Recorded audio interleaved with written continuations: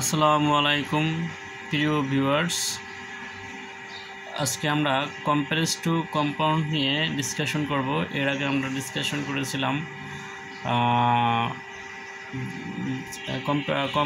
Simple to complex, এবং এর আগে আমরা আলাপ করেছিলাম যে assertive, interrogative, assertive, scalar, assertive to imperative, বিভিন্ন অংশগুলি আলাপ করেছি। আমরা আজকে কম্পারেস টু কম্পাউন্ড দেখব।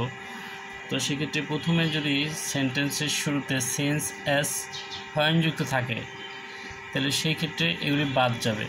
কমপ্লেক্স টু কম্পাউন্ড করার ক্ষেত্রে যখন আমরা সিন্স এস হয়নযুক্ত থাকবে প্রথমে, সেগুলো প্রথমে বাদ যাবে, এবং প্রথম অংশ ওইটা বাদ দেওয়ার পরে প্রথম অংশে আমরা প্রথম অংশটা বসাবো এবং কমার পরিবর্তে অ্যান্ড বসাবো, বাকি অংশ দেব।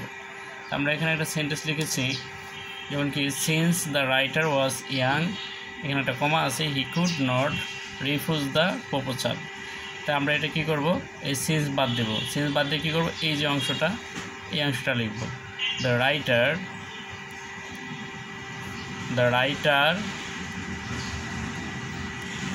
ওয়াজ ইয়াং, রাইটার ওয়াজ ইয়াং। তারপর এই যে কমাটা দেখা যাচ্ছে, এটার পরে আমরা কী লাগবো, and. The writer was young and তারপর কি আমরা বাকি অংশ লাগবো, হি could not refuse the proposal, he could not refuse the proposal. তাহলে আমরা এই সিন্স বাদ দেওয়া হলো, যদি এগুলি থাকে সিন্স অ্যাজ ওয়েন প্রথমে, সেগুলি বাদ যাবে। বাদ যাওয়ার ওগুলির পরের অংশটা বসবে, যেমন দ্য রাইটার ওয়াজ ইয়াং, এটা বসবে, এখানে যা থাকবে তাই বসবে। এরপর এই কমার পরিবর্তে বসবে কি, অ্যান্ড বসবে, আর বাকি অংশ নো চেঞ্জ, যা আছে তাই বসে যাবে। তাইলেই কমপ্লেক্স টু সিম্পলেক্স হয়ে যাবে। ছোটো একটা বিষয়, তবে পরীক্ষা, সকল পরীক্ষা এগুলি আসে। 6 থেকে শুরু করে ইন্টারমিডিয়েট সকল পরীক্ষা এবং জব অ্যাপ্লিকেশনে এগুলি আসে, মানে পড়ালেখা যতদিন আছে এর সাথে সাথে এগুলি আছে আর কি। এরপর আমরা দেখব যদি দো এবং অল দো থাকে সেগুলির ক্ষেত্রে কি হয়, এগুলিও বাদ যাবে। কমার পরিবর্তে এখানে বসবে বাট, আগে বসতো অ্যান্ড, কমার পরিবর্তে অ্যান্ড বসতো। সিন্স এবং এস হয়নযুক্তের সময় কমার পরিবর্তে অ্যান্ড বসছে, আর দো অল দো থাকলে সেক্ষেত্রে বসবে বাট। তাহলে বাট হলে দো অল দো হতে বাটটা প্রথম অংশ, তারপর বাট, তারপর বাকি অংশ। তাহলে আমরা এখানে লিখেছি, though he tried to pray he could not get rid of the cards. তাহলে কার্ডস হবে না, CURS। তাই এই দোটা বাদ যাবে, এখানে বাদ যাবে কি, দো অল দো থাকলে প্রথমে কী হবে, বাদ যাবে। তারপর প্রথম অংশ, পরে প্রথম অংশ কি, এই যে একটু, he tried, TRIED, tried to pray. এখন এটার পরিবর্তে কী বলবে, কমার পরিবর্তে বাট, এই যে বাটটা বসবে, বাট, তারপর কি বাকি অংশ, হি could not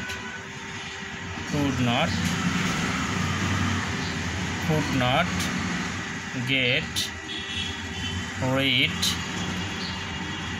read of the cards, cards, কি মানে অভিশাপ থেকে মুক্তি পায়নি। তাহলে আমরা যদি দো অল দো থাকে তাই সেগুলি বাদ দিয়ে এটা পরের অংশ লাগবো, আর কমার পরিবর্তে বাট লাগবো। এখানে এতটুকুই যে সিন্স এস থাকলে কম অ্যান্ড বসবে, সিন্স এসের ক্ষেত্রে বাদ যাবে, সিন্স এস এগুলি বাদ যাবে প্রথমে থাকলে, আর কমার পরিবর্তে অ্যান্ড বসবে। আর এখানে দো অল দো থাকলে এগুলি বাদ যাবে, এরপর বাকি অংশ, আর কমার পরিবর্তে এখানে বাট বসবে। এই ছিল এখানে সোজা একটা বিষয়। এই 2-3টা শব্দ পারলেই এটা পারা যাবে ইনশাল্লাহ।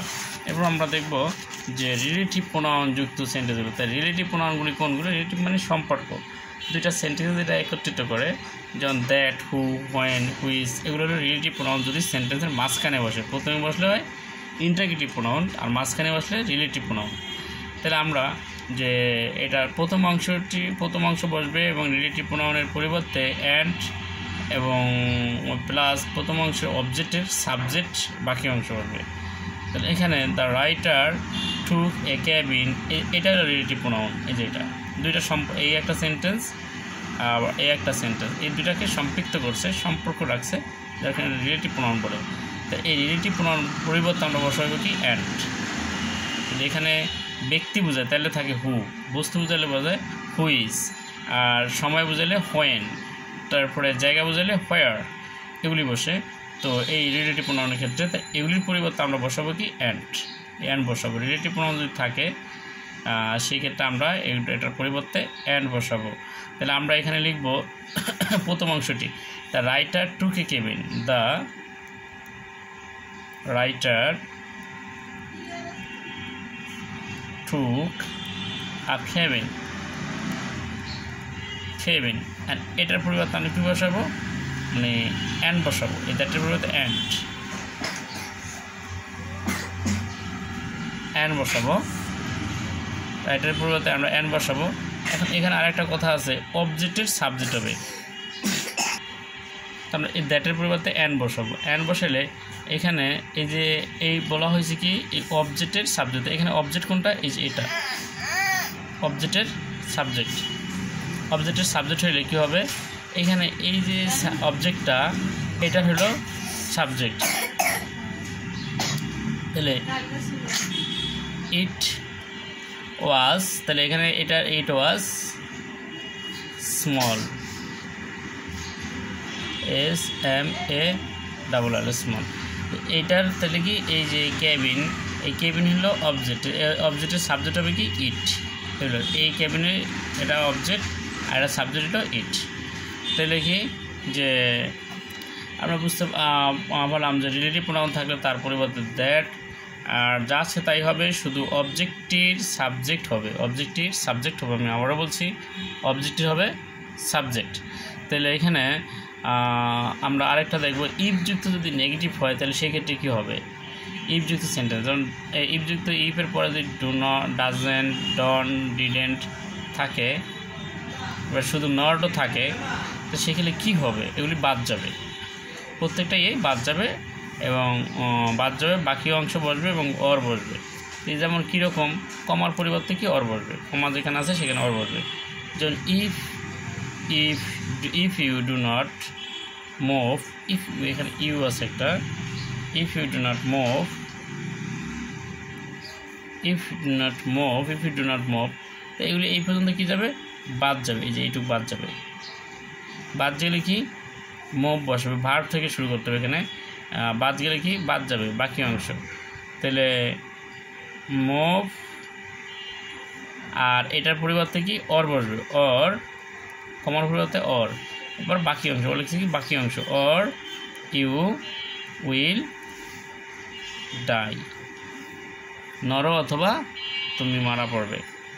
তাহলে আমরা আবার বলি, যদি ইফযুক্ত সেন্টেন্স যদি এটাকে নেগেটিভ করতে হয়, নেগেটিভ অবস্থান থাকে, ইফযুক্ত সেন্টেন্স যদি নেগেটিভ অবস্থানে থাকে তাহলে নেগেটিভ অংশ পর্যন্ত বাদ যাবে, যেটা ডু নট, যদি ডাজেন্ট, ডিডেন্ট, ডন্ট অথবা মডেল ভার্বের সাথে বা অক্সিলারি ভার্বের সাথে নট থাকলে সেই পর্যন্ত বাদ যাবে, এরপরে অংশটা বসে যাবে, শুধু কমার জায়গায় অর বসবে।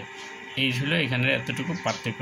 যদি এটা নেগেটিভ হয় তাহলে, যদি আর অ্যাফার্মেটিভ হয় সেক্ষেত্রে কী হবে, এখানে অ্যাফার্মেটিভ হলে, ইফযুক্ত যদি অ্যাফার্মেটিভ হলে তাহলে কী হবে, ভার্ব থেকে শুরু করতে হবে, বাকি অংশ এবং অ্যান্ড এবং বাকি অংশ। যেমন ইফ ইউ রান ফাস্ট,